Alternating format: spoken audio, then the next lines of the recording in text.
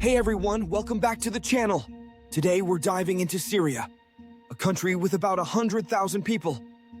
Wait, scratch that, way more than that historically, but it's been through some wild stuff lately. Think 85,000 square miles of natural beauty and resources, roughly the size of Oklahoma. Syria is one of those places where farming kicked off way back when, like one of the OG spots for human civilization.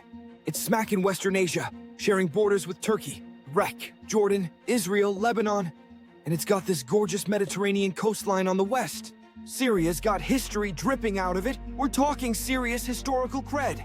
But fast forward to today, and it's been dubbed the hell of the modern world because of the civil war and violence that's torn it apart. How did a place with so much natural beauty and historical swagger end up like this? How did a little internal conflict blow up into a massive civil war? How'd big players like the USA and Russia get tangled up in it? And what's behind the recent power shift after 50 years of the same regime? We're gonna unpack all that in this video, so stick around. Oh, and if you're vibing with this, don't forget to share it with your friends and fam. Hit that like button, subscribe, and tap the bell. You know the drill, so you don't miss our next drop. Let's get into it. So picture this. Syria's been around forever. It's got cities that have been buzzing for over 2,000 years. Ancient trade hubs that scream history. Archaeologists even found traces of humans living there 100,000 years ago. In 1993, a team from Japan and Syria dug up evidence near the Dare region, proving people were chilling there way before most places.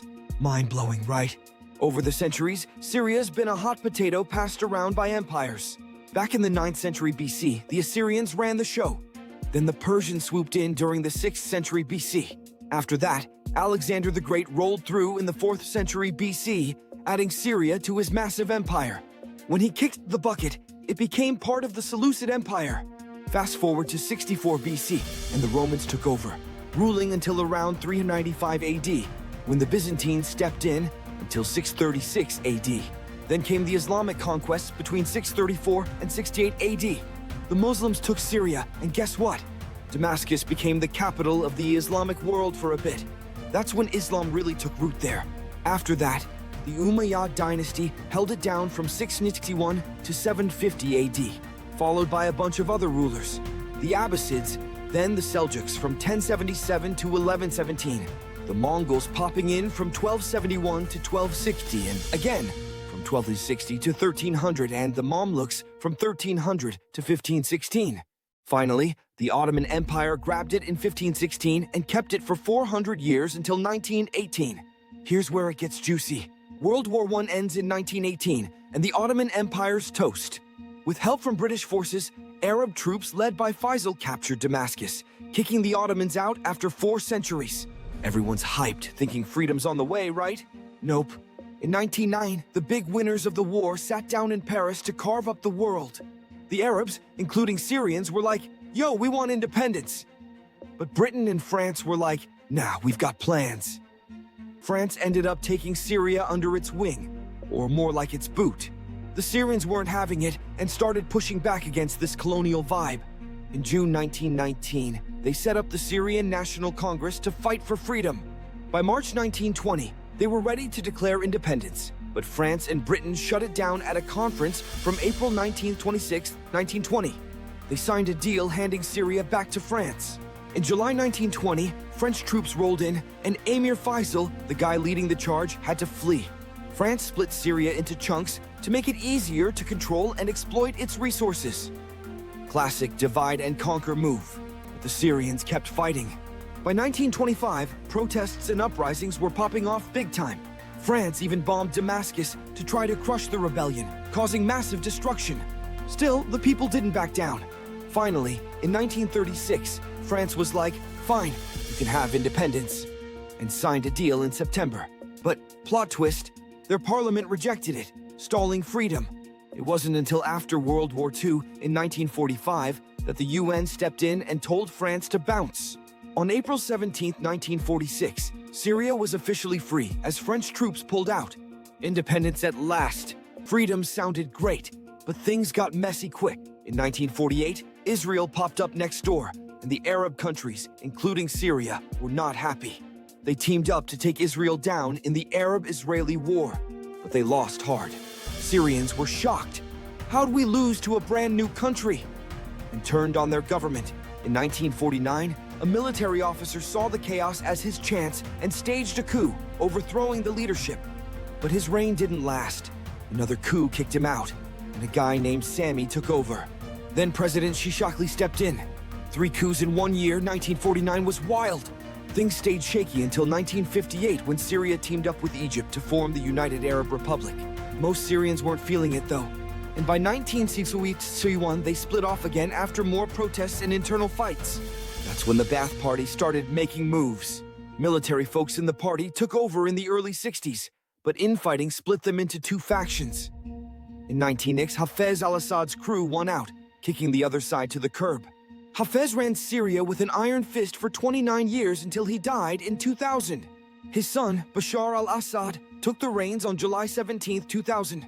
Bashar started off with some chill vibes, freed 600 political prisoners, invited foreign investment, but soon flipped to his dad's dictator playbook. By 2011, people had enough. Inspired by the Arab Spring, Syrians hit the streets demanding freedom.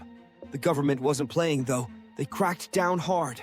In 2011, 15 kids in Daraa painted anti-regime graffiti on a wall. The authorities caught them, beat them up, and the news spread like wildfire.